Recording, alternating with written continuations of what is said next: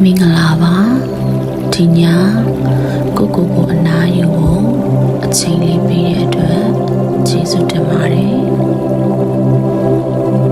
အခုချိန်ကဘာကိုမှကြိုးစားဖို့မလိုပါဘူး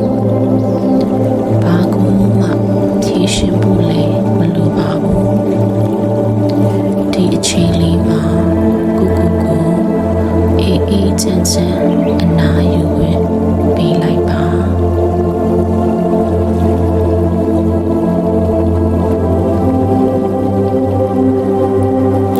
အခုအေးရပေါ်မှာတတောင်တတာလဲအေးလိုက်ပါလက်နှစ်ဖက်ကိုအဆင်ပြေတဲ့နေရာမှာပေါ့ပါထားလိုက်ပါ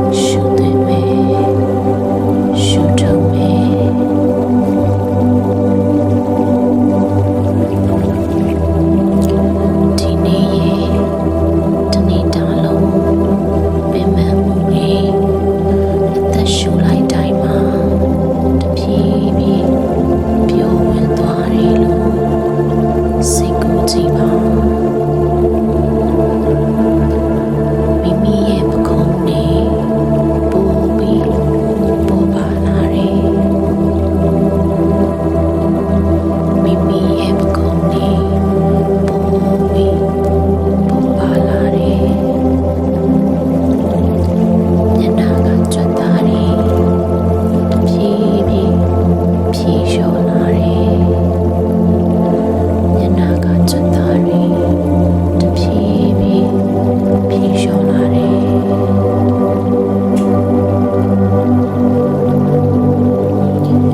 လေးပင်